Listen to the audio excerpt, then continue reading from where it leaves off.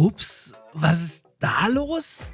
Entwickler Don vs. Dodo bedankt sich bei der Community für eine Reise voller Leidenschaft und Kreativität. Sie betonen gleichzeitig, wie viel ihnen die Wiederbelebung des Klassikers, also der Industriegigant-Serie, bedeutet hat und feiern sich für den 1.0 Release für eine, Zitat, moderne Hommage an die Serie. Also eigentlich alles in Butter, oder? Nein, natürlich nicht. Denn der 1.0 Release erfolgt bereits nach kurzer Early Access Phase, bricht diverse Versprechen und hinterlässt ein halbgares, mittelmäßiges Spiel. Aber der Reihe nach und damit herzlich willkommen in der Scam-Woche, denn bei diesem Spiel bleibt es leider nicht. Bist du der nächste Industriegigant? Version 1.0 jetzt verfügbar.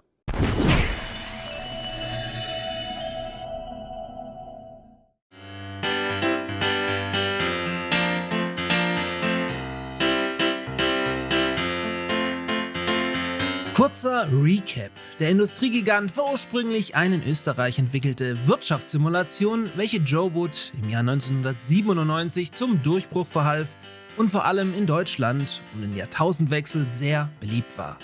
Im Spiel musstet ihr gewinnbringende Wirtschaftskreisläufe aufbauen, indem ihr Rohstoffe zu Fabriken transportiert habt und die daraus erzeugten Waren dann wiederum zu Geschäften in die Stadt geliefert habt.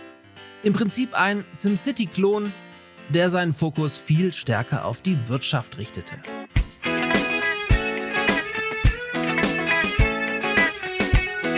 Im Jahr 2003 folgte dann der Industriegigant 2, welcher unter anderem auch für die damaligen Current-Gen-Konsolen erschien und sich solide verkaufte, während der Industriegigant 3 zwar angekündigt, aber schon relativ früh wieder eingestellt wurde.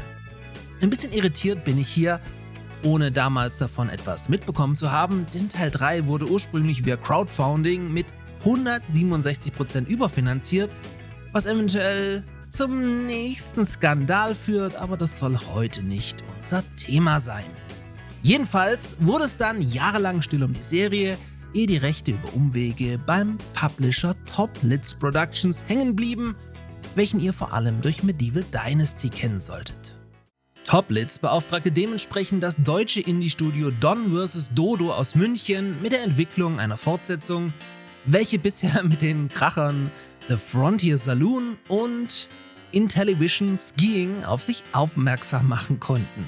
Okay, kennt ihr nicht? Ich auch nicht, denn The Frontier Saloon wurde laut Entwickler-Homepage angehalten bzw. abgebrochen und Intellivision Skiing zwar fertig entwickelt, aber vom Publisher nie veröffentlicht. Aber sei es drum. Mit dem Industriegigant 4.0 sollte alles besser werden, welcher am 17. Oktober 2024, also vor roundabout einem Jahr, in den Early Access startete. Und jetzt beginnen die Probleme. Denn der Early Access Start kam viel zu früh. Das Spiel krankte an unfertigen Funktionen, hatte massiv Performance-Probleme und unzählige Bugs. Aber vor allem im Vergleich mit den Vorgängern war der generelle Umfang, gelinde gesagt, sehr überschaubar, was keinen Fan der alten Teile so richtig glücklich machen wollte. Dementsprechend hat den Industriegigant 4.0 auch fast niemand gekauft. Ein kurzer Blick auf SteamDB genügt, um von einem verheerenden Flop sprechen zu können. So hat sich das Spiel mit Goodwill maximal 20.000 Mal verkauft und kommt damit gerade mal auf einen All-Time-Peak von 587 Spielern gleichzeitig und einem 24-Stunden-Peak von vernichtenden 29 Spielern. Also viel mehr tot geht gar nicht. Jedenfalls erklärt sich dann auch, warum der Early Access bereits nach einem Jahr abgebrochen wurde, um keine weiteren Mittel in ein ohnehin totes Spiel zu investieren, was niemand spielt. Allerdings wird Entwickler Don vs. Dodo jetzt die Kommunikation mit der, wenn auch kleinen, Spielerschaft zum Verhängnis, denn bis zum Ende versprach man Funktionen wie ein Multiplayer, die dann der Schere zum Opfer fielen und predigte vor allem die ganze Zeit Durchhalteparolen, dass alles bald sehr viel besser werden würde. So war der vorgezogene 1.0 Release mit gleichzeitiger Lobhudelei inklusive der Ankündigung, den Support für das Spiel damit sofort zu beenden, ein kompletter Schlag ins Gesicht.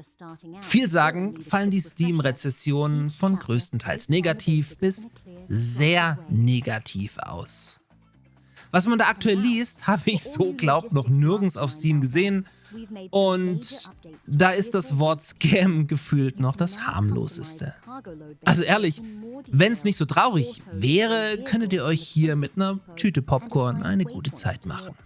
Abschließend kann ich euch natürlich keinen Kauf empfehlen, auch wenn ihr auch dieses Spiel bei meinem Partner Instant Gaming günstiger bekommen würdet. Lasst es, denn es gibt Hoffnung. Nämlich in Form von Transport Fever 3, welches auf dem Papier ein ganz ähnliches Gameplay bieten wird und im kommenden Jahr erscheint. Das sieht nicht nur besser aus, sondern wird auch vom Originalteam entwickelt, welche bisher durch die Bank Qualität abgeliefert haben. Wie dem auch sei, Augen auf beim Early Access Kauf. Im kommenden Video schauen wir uns dann den noch viel schlimmeren Scam rund um Industrial Annihilation an. Nein, wirklich, dagegen ist Industriegigant 4.0 noch komplett harmlos. Aber naja, anderes Thema. Bis dann. Bist du der nächste Industriegigant? Version 1.0 jetzt verfügbar.